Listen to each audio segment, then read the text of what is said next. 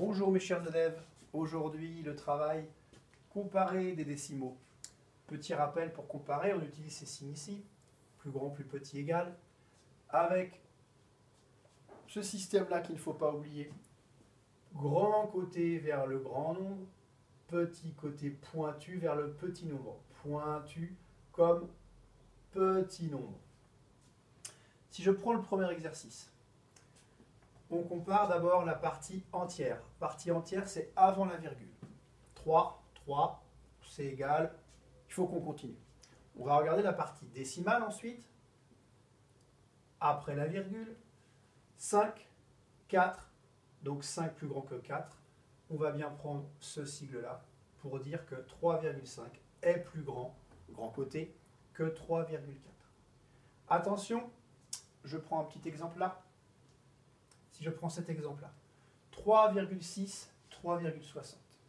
Pour se rappeler, vous avez le droit, pour comparer les nombres décimaux, vous avez le droit à rajouter des zéros. Je rajoute un zéro, donc ici, regardez, deux chiffres après la virgule. Je rajoute un zéro pour avoir le même nombre de chiffres après la virgule. Deux chiffres après la virgule ici, deux chiffres après la virgule ici. Et en rajoutant des zéros, eh bien, on voit bien que 3,60 et 3,60, c'est égal. Rajouter des zéros, ça permet aussi de comparer les chiffres plus facilement. Si je prends cet exemple-là, 27,9, 27,89. On pourrait se dire, partie entière, c'est égal. 89 plus grand que 9. Et non, c'est l'erreur qu'il ne faut pas faire. En se disant, ici j'ai deux chiffres après la virgule, je rajoute un zéro pour avoir autant de chiffres après la virgule dans chaque nombre. Deux chiffres après la virgule, deux chiffres après la virgule. Et là, on voit bien que 90 est plus grand que 89.